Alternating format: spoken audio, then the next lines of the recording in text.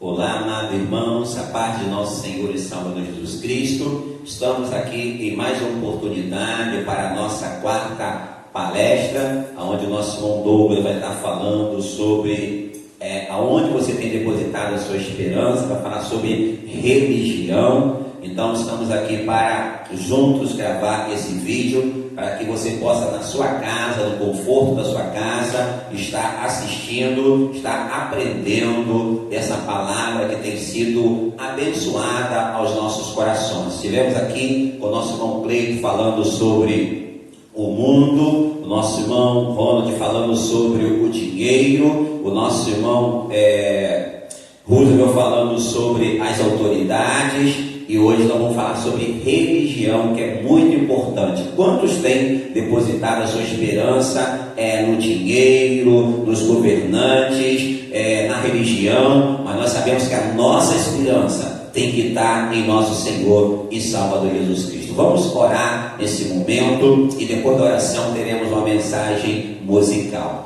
Querido Deus e Pai que está no céu, na Tua presença, falando com o Senhor, somos gratos a Ti porque temos essa oportunidade de nos reunirmos na Tua casa, na Tua presença, para junto do nosso irmão, conjunto com nossos irmãos louvarmos o Teu nome, participar dessa palestra, Pai, tem alcançado os meus irmãos nos seus lares. Eu tenho certeza, Pai, que o Teu Espírito Santo tem falado de uma forma especial em cada vida, em cada coração. Por isso, nós colocamos tudo nas Tuas mãos, na certeza que o Senhor irá nos direcionar, e lá do outro lado, após passar todo esse momento que nós estamos vivendo, iremos juntos cantarmos o hino da vitória. Assim te oramos, Pai, em nome de Jesus. Amém, Senhor. Amém.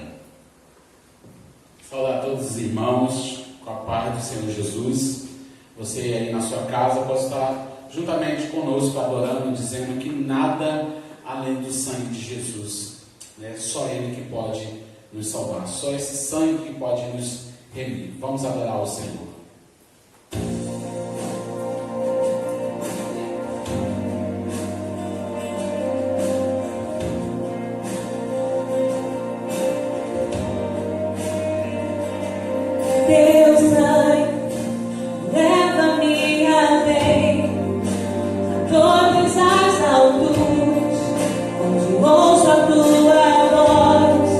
Fala de tua justiça, pela minha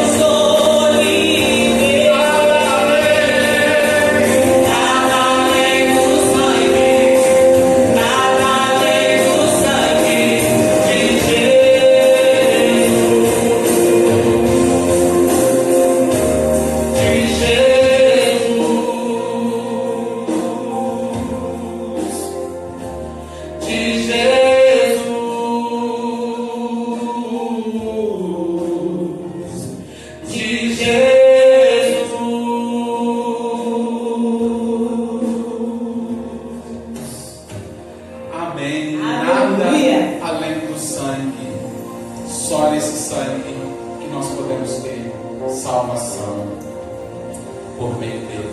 Aleluia. Chamamos nosso irmão Douglas, que vai estar trazendo a palestra nessa noite, em nome de Jesus.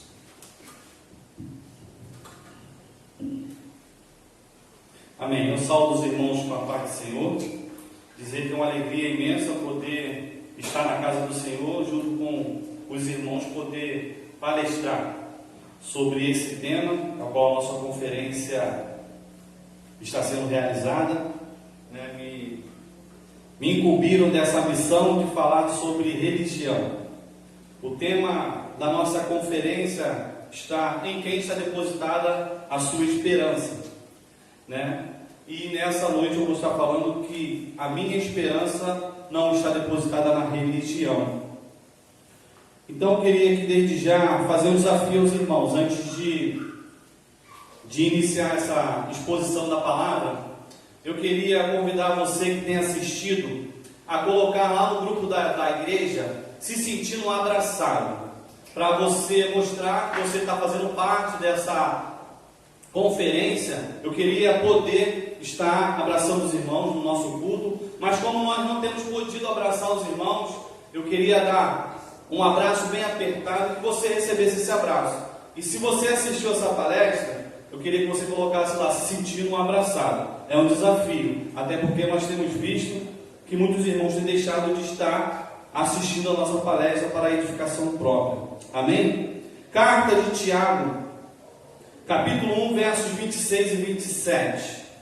Nós estaremos trazendo essa exposição da palavra nesses dois versículos. Carta de Tiago, verso 26 e 27 do primeiro capítulo, que diz assim: se alguém supõe ser religioso, deixando de refrear a língua, antes enganando o próprio coração, a sua religião é vã. A religião pura e sem mácula para com nosso Deus e Pai é esta: visitar os órfãos e as viúvas nas suas tribulações, e a si mesmo guardar-se incontaminado do mundo. Amém? Então nós vamos estar falando sobre esses dois versículos, mas nós precisamos compreender, até chegar a esses dois versículos, algumas coisas, Em toda a exposição, para nós entendermos o contexto, precisamos de um pano de fundo. E o pano de fundo é conhecer quem foi Tiago, a quem ele escreveu e por que ele escreveu. Então, Tiago vai dizer aí, no comentário da Genebra, que Tiago é o irmão de Jesus. Apesar do Novo Testamento trazer vários Tiagos, há uma confusão muito grande que esse Tiago, irmão de Jesus, é o Tiago que Herodes matou, a espada em Atos 12, mas não.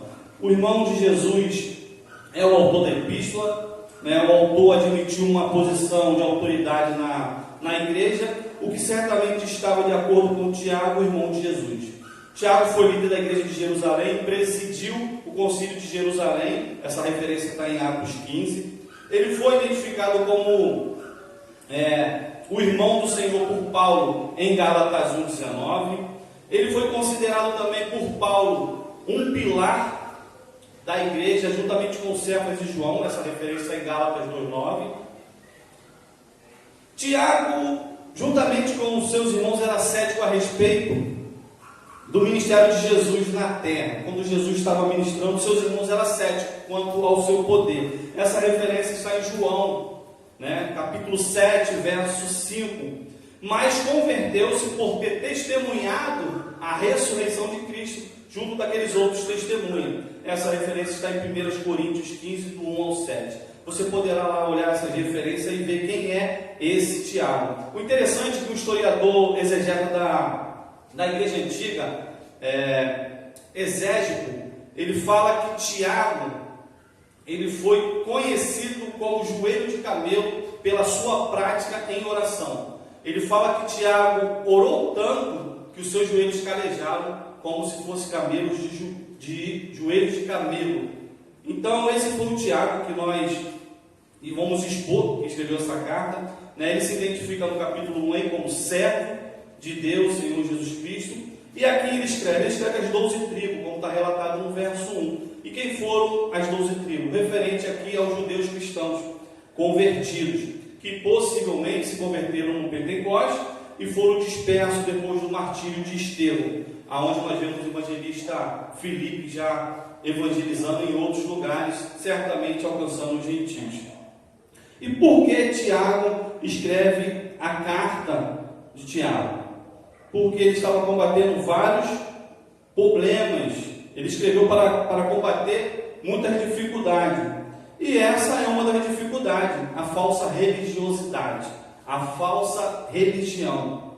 Então Tiago, ele faz aqui um comentário, da sua epístola, trazendo para nossos corações tudo que ele foi feito, e ele escreveu essa carta para resolver alguns problemas, problemas como estavam passando por provações, nós lemos isso nos primeiros versículos do capítulo 1, estavam sendo tentados a pecar, alguns estavam sendo humilhados pelos ricos, enquanto outros estavam sendo roubados pelos ricos, alguns membros da igreja estavam buscando posições de liderança, outros crentes estavam vivendo de vida mundana, outros não conseguiam dominar a língua, e a ênfase desse texto vai ser sobre isso, dominar a língua, enganar-se a si mesmo, outros estavam se afastando do Senhor, havia crentes que estavam vivendo em guerra uns com os outros. Esse é o conteúdo de toda a epístola de Tiago, mas nós vamos estar somente expondo o verso 26 e 27. Para nós entendermos mais um pouco, a carta de Tiago é uma carta muito prática, Ela vai servir tanto para aquele povo que pregou, para os judeus cristãos, como para nós nos dias de hoje. Tiago fala de praticidade, de ser prático, quando nós muitas das vezes estamos vivendo muita teoria e pouca prática. Então, trazendo para a nossa vida uma introdução, eu trouxe uma exposição do que Tiago escreveu, quem foi Tiago, por que ele escreveu, e agora nós vamos estar falando de uma introdução. Então, vamos lá. O que é cristianismo prático? É uma pergunta. Tiago dá alguns exemplos daquilo que a verdadeira religião deve ser. O que a verdadeira religião deve ser? Eu sei que quando nós colocamos um tema na conferência que fala a minha esperança não pode estar depositada na religião, todo mundo vai esperar o significado etimológico que o dicionário diz sobre religião, o que o grego, o que o latim, o que o hebraico vai falar, mas nós vamos estar falando hoje sobre praticidade. Então, Tiago dá exemplo dessa verdadeira religião, ou como a religião deve ser. Como deve ser? Refrear a língua, envolver-se na ajuda dos necessitados e manter-se limpo da impureza do mundo. Nesses 2 versículos, Tiago faz uma lista de alguns exemplos que servem para a igreja nos dias de hoje. Então, essa carta é uma carta prática, Eu vou fazer uma exposição, eu li aqui na versão Lara, a Almeida corrigida, atualizada, mas eu vou fazer uma exposição na NVI, que ela simplifica um pouco mais. Voltando ao que diz a palavra, diz assim: se alguém se considera religioso, mas não refreia a língua, engana-se a si mesmo, a sua religião não tem valor algum. A religião que Deus, o nosso Pai, aceita como pura e imaculada é esta: cuidar dos órfãos e das viúvas em suas dificuldades e não se deixar corromper pelo mundo. O mundo aqui também, explícito aqui, mas não vai ser o tema de hoje, mas está incluído. Como viver nesse mundo. Então, ao explicar o significado e a implicação de servir a Deus, primeiro Tiago diz aos seus leitores, para cada um de nós, como servir a Deus. E no verso seguinte, ele nos instrui sobre como professar e praticar a nossa religião. Então, eu dividi por partes essa exposição. Então, nós vamos pegar aí a parte A do verso 26, diz assim: se alguém se considera religioso, talvez na sua versão, se alguém supõe ser religioso. Essa é uma simples frase condicional expressando o fato e retratando que a vida como ela é, não uma vida fantasiosa, não uma vida hipócrita, de veste farisaica, mas como ela é. Uma pessoa que frequenta os cultos de uma igreja cristã pode se considerar religiosa, como outras religiões também, a pessoa que vai se considera um religioso. Eles fazem, e muitos pensam que frequência de igreja, oração e jejum equivalem a ser religioso. levar para o termo religioso, é sim, mas Tiago diz que não, pois tais atividades podem ser meramente expressões externas. E se é uma demonstração externa, não é religião, é formalismo. Então nós precisamos ter cuidado com o nosso formalismo e tentar entender, né, se estamos vivendo a religião que agrada a Deus, se nós podemos depositar a nossa esperança naquilo que nós estamos vivendo ou professando. Então o que é religião? Negativamente, ela não é aquilo que o homem supõe que seja quando se considera devoto, né? Porque tantas pessoas nós vemos de outras religiões que são devotos de tanta coisa. Positivamente, a religião é expressa quando a pessoa fala com uma língua controlada.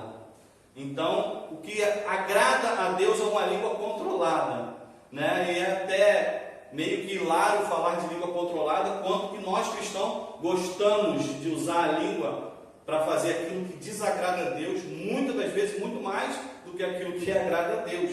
Então, ter a língua controlada, né? Isso demonstra que nós não somos só religiosos, mas quando nós controlamos a língua, e nós vamos entrar agora para explicar o controle da língua, que o verso 26b vai falar: se você se considera religioso, mas não refreia sua língua, se você não mantém ela dentro da sua boca, e falando na hora certa, ou se falar precipitadamente, nós nos complicamos. O autor dessa epístola introduz a questão da língua no versículo 19, e é um texto que todo mundo conhece, um versículo que todo mundo conhece. Ele vai falar: seja pronto para ouvir e tardio para falar. O tardio aqui pode ser chamado até de lento. Você deve demorar sim a raciocinar para pensar bem antes de falar, porque quando nós tomamos partido de ser pronto para falar e tardio para ouvir, nós invertemos o que nós temos como propósito. Então aqui ele cita esse ponto de religiosidade, mas ele volta a falar com ênfase no capítulo 3, onde ele compara a língua aos cavalos com freio na boca para que obedeçam os seus mestres, né? Quando tem aqui até o pastor, que tem um filho que cuida de cavalo, é domador, né, o Jean, e nós sabemos que o cavalo é um animal muito forte, muito grande, mas com freio em sua boca ele consegue dominar o corpo todo. Outro exemplo que Tiago usa na sua carta é o leme do navio. O navio é uma estrutura muito grande e o lemezinho é um negócio tão pequenininho que dá direção, né? Que para onde leva o vento, o timoneiro tem esse cuidado. Então são coisas pequenas que dirigem a coisas grandes. E não é diferente quando ele vai usar a língua, porque a língua é uma coisa tão pequenininha, mas que ela pode envenenar toda uma estrutura gigantesca. No meu caso, né, que sou grandão, atrapalha todo o meu corpo. Então, ele vai dizer que a língua, porém, nenhum dos homens é capaz de domar. Ou seja, o cavalo, que é forte, que é grande, pode ser domado. O navio, né, naquele mar gigantesco, pode ser. Mas a língua é um mal incontido, carregado de veneno, mortífero, né? Tiago capítulo 3, verso 8 fala isso. Agora, se o homem é capaz de refrear sua língua, Tiago capítulo 3, verso 8 fala que ele é um varão perfeito, né? Muitas vezes vão entender perfeição aqui como nós não conseguimos ser perfeitos nessa terra, mas vai dizer que varão perfeito porque consegue usar palavras que agradam a Deus no momento certo. Então nós vamos entender aqui que se uma pessoa não consegue controlar sua língua, sua religião não tem valor. Tudo o que ele faz cai por terra. A língua rebelde presta-se a mentira, a maldição, juramento falso, depreciação. E quando nós usamos essa palavra depreciação para falar mal das pessoas, muitas das vezes, como cristão, nós fazemos rodinha muitas das vezes para falar mal das pessoas. E uma das coisas que mais cortou meu coração ao meditar nessa palavra foi exatamente isso: depreciação, falar mal um dos outros. E a língua vulgar, linguagem vulgar, né? Nós precisamos, como Timóteo fala, ter uma linguagem irrepreensível. E todas essas coisas, do ponto de vista humano, né? Palavra precipitada, encobrimento da verdade, engano sutil e humor duvidoso são considerados insignificantes poderíamos usar aquela frase, aquela mensagem do irmão Roosevelt: não tem nada a ver, mas porém para Deus eles violam o mandamento de amar a Deus como Senhor da nossa vida e o nosso próximo como a si mesmo. A desobediência desse mandamento anula a religião humana. Então, se você se acha religioso porque faz algumas coisas, algumas obras que pensam agradar a Deus, mas não refreia a sua língua, a sua religião é vã. E o verso C, do verso 26, a parte C, fala: engana-se a si mesmo, sua religião não tem valor algum. Eu achei incrível isso aqui, que eu vou usar o nome da Gabriela e do Cleito, porque eles sabem o que eu vou falar. Não porque se encaixa aqui, porque eles conheceram uma pessoa que falava muito sobre isso aqui.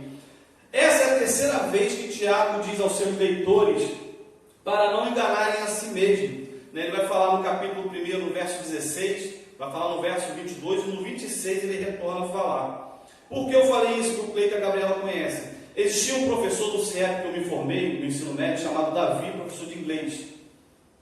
E toda vez que os alunos queriam matar a aula, ele falava assim: vocês não precisam sair escondido não.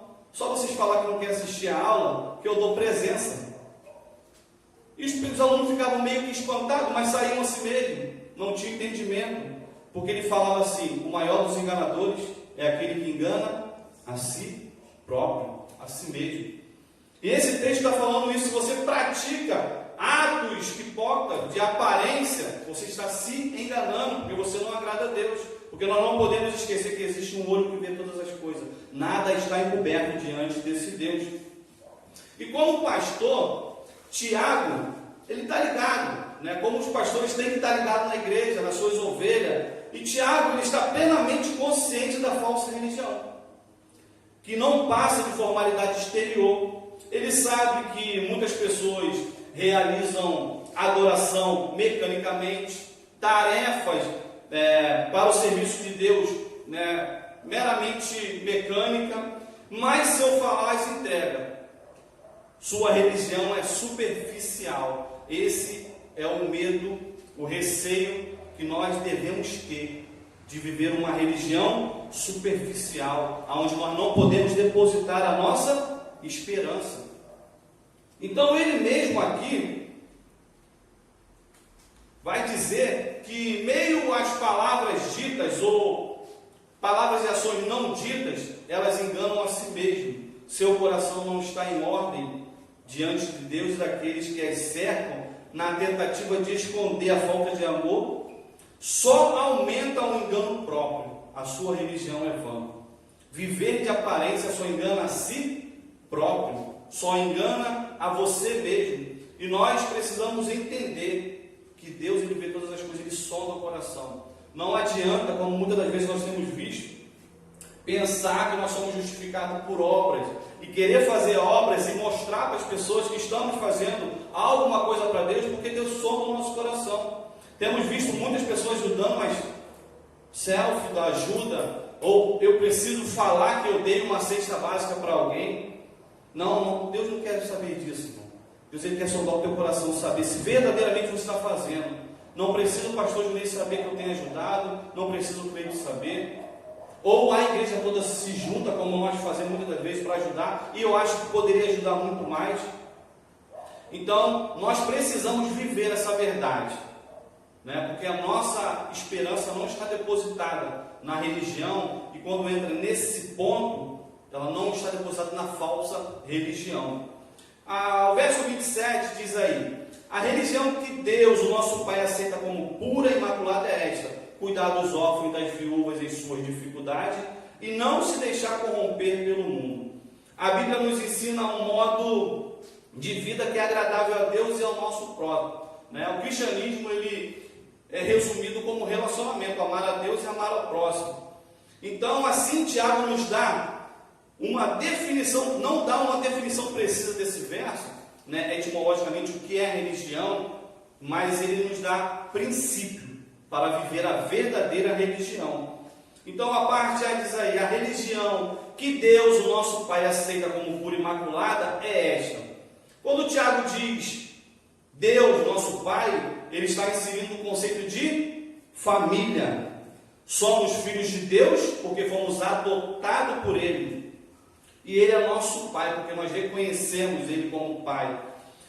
Ele espera que tenhamos o devido respeito e amor para com Ele, com os nossos irmãos e irmãs na casa de Deus e todas as pessoas.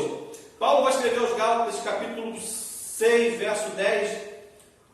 Por isso, enquanto tivermos oportunidade, façamos o bem a todos, principalmente aos da família da fé. Dentro da família de Deus e todas as pessoas, o amor de Deus é característica prevalecente, pois o próprio Deus é amor. Mas não se esqueça, a justiça não caminha longe do amor. Mas Ele dá exemplo de cuidado com o próximo, para que nós venhamos a obedecer e seguir o modelo dele. Exemplo: Pai dos órfãos e juiz das viúvas, Salmo 65, 68, 5. Senhor, guarda o peregrino, ampara o órfão e a viúva, Salmo 146, 9. Faz justiça ao órfão e à viúva e ama ao estrangeiro, Deuteronômio 10, verso 18. Se, portanto, Deus dá o exemplo, Ele espera que seus filhos façam como Ele. E será que nós temos feito como Ele? Ou será que nós temos vivido uma religião, muitas das vezes, só para estar aqui? Tem sido um momento muito bom essa quarentena, onde nós podemos ver o nosso conceito. Nós podemos analisar a nossa verdadeira religião. Se nós vínhamos verdadeiramente só para a igreja, ou se nós estávamos na igreja por causa de Deus. Porque muitas pessoas, tenho conversado com muitas pessoas poderiam estar e não estavam, por motivos N. Hoje, eles querem estar e não podem estar, e sentem falta. Então é um momento de nós refletirmos sobre nossa religião, sobre a nossa religiosidade, se Deus tem sido suficiente na nossa vida. Então vai uma pergunta para nós: e como colocamos em prática a nossa religião? Você não precisa responder, mas como colocar em prática a nossa religião? Tiago dá 2 exemplos. Primeiro, verso 27, a parte B: cuidar dos órfãos e das viúvas nas suas. As condições sociais de atividade. É muito papel, tais que os órfãos e as viúvas encontravam-se desprotegidos, pois não tinham nenhum guardião ou mantenedor. Assim, o próprio Deus desempenhava esse papel. Ele exortava os israelitas a serem protetores e provedores para os órfãos e as viúvas. Algumas referências eu coloquei aqui para você estudar na sua casa. Lógico que uma reflexão, esse estudo falsa religião e verdadeira religião, dá um estudo para nós gastarmos tempo. Mas nós temos um tempo limitado, então algumas referências sobre isso vai falar. Deuteronômio 14, 29 fala, Ezequiel 22, 7 fala, o próprio livro histórico do Novo Testamento vai falar, Atos dos Apóstolos, capítulo 6, 1 ao 6, a instituição dos diáconos. Exatamente por isso que foi instituído os diáconos, porque os diáconos eram para cuidar dos necessitados e os apóstolos deveriam se ocupar com a palavra e a oração. A pessoa que demonstra verdadeira religião cuida dos órfãos e das viúvas em suas necessidades, em suas dificuldades.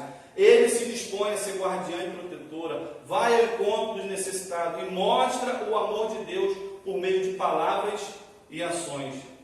É para a gente refletir um pouco, né, irmão? Será que nós temos feito isso? Ido de encontro ao necessitado, ajudado verdadeiramente? Quando eu comecei a ler essa palavra me cortou muito, porque ela me trouxe alguns requisitos para a melhora da minha vida cristã. Porque muitas vezes nós falamos muito e vivemos pouco. Essa é uma realidade da nossa vida.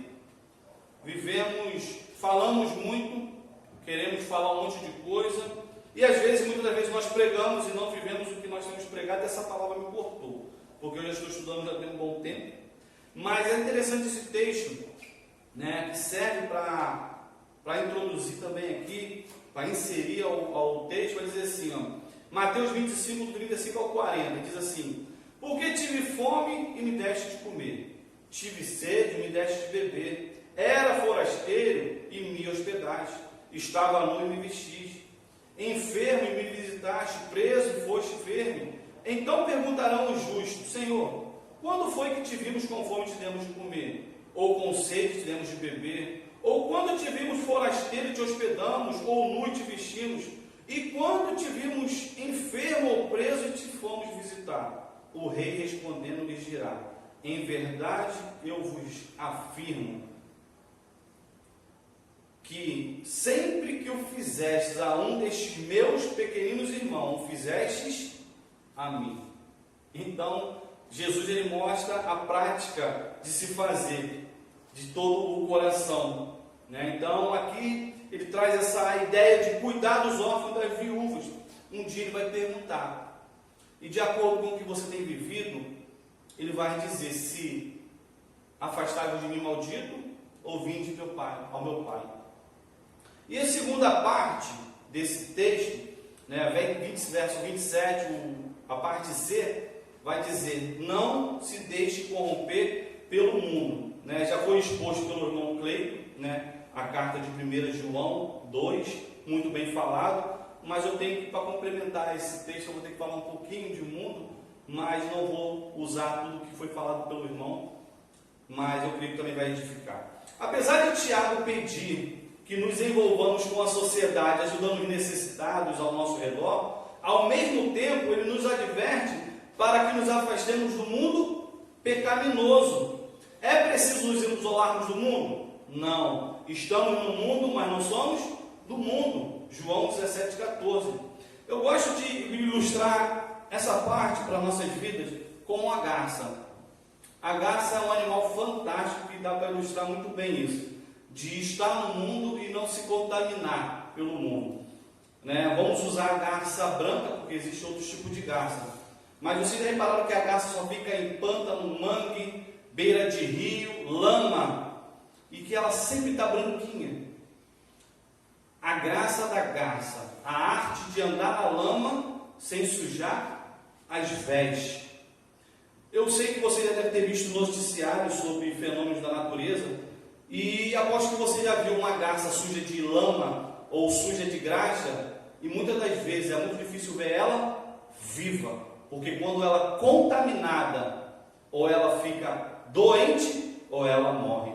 Assim é a nossa vida, se nós deixarmos ser contaminados pelo mundo. Então, assim, não devemos imitar os modos do mundo, né? Como Paulo vai dizer, né? Se conformar com o mundo, mas ter uma transformação, uma metanoia. Pelo contrário, ao invés de imitarmos o mundo, devemos praticar a retidão. Aí dói, né? Ser reto, viver de acordo com a vontade de Deus. Tiago, no verso 21 do capítulo 1, vai dizer: livre-se de toda impureza e acúmulo de maldade. Na corrigida e na atualizada, vai dizer: despojando-vos de toda pureza, de toda maldade. Ou seja, despojar é abandonar, deixar a prática pecaminosa e se revestir de autoridade, de poder, de espiritualidade. Esse deveria e deve ser o nosso papel. Os membros da família de Deus têm a palavra santo escrita em sua testa. Quando eu li isso, eu meio que fui impactado. Por quê? Porque aqui Tiago não está dizendo que o santo está na canonicidade de santo, de santidade, mas de separado do mundo. Você está no mundo porque você é separado para uma missão. Já parou para pensar nisso? Nós estamos no mundo, somos permitidos estar no mundo como salvos para uma missão: pregar o Evangelho de Cristo, anunciar a obra de Cristo como Redentor das nossas vidas. Então, nós sabemos que aqueles que têm amizade com o mundo é inimigo de Deus. E aqueles que amam e servem a Deus vivem em verdade e com sinceridade. Concluindo, hoje há um grande abismo entre o que professamos e o que vivemos. Um grande abismo entre o que dizemos e o que fazemos. Um grande abismo entre a nossa profissão de fé e a nossa prática de vida. Muitas das vezes esquecemos o sim que nós falamos aqui no dia do nosso batismo. E a nossa prática de vida não condiz com o sim que nós falamos. Nós temos um grande abismo entre o cristianismo prático e o cristianismo teórico, ou teórico, né, de teoria, e o prático de trazer para si, de cuidar. Esse distanciamento entre verdades inseparáveis, essa falta de consistência e coerência, dá à luz, faz nascer em nós uma religião esquizofrênica, farisaica, hipócrita, onde não podemos depositar a nossa esperança, pois nossa esperança é Cristo, e Cristo deve ser suficiente na nossa vida. Não existe possibilidade fora de Cristo. Trazendo o termo que religar do latim para a verdadeira religião, o cristianismo é a única religião que religa o homem a Deus. E o acesso, o mediador, a ponte que religa o homem pecador a Deus é Cristo Jesus. Uma frase para nós terminarmos: qualquer religião pode converter o homem, mas só Jesus Cristo pode salvar o homem. Amém? Assim eu finalizo essa reflexão e volto a falar. Se você assistir esse vídeo, coloca lá se sentindo abraçado, porque o irmão Lucas queria abraçar, mas não pode. Então receba esse abraço aí da sua casa. Amém? Pastor?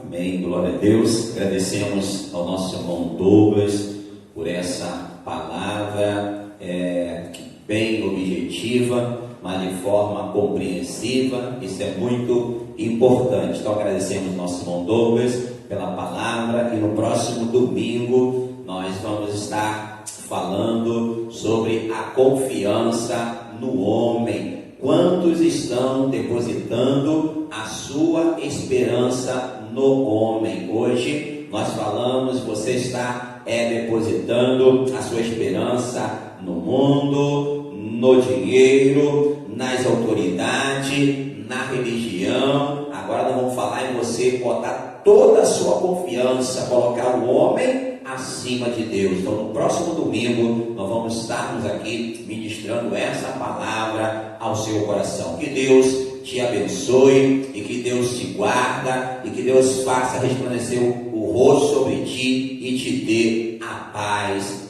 Amém.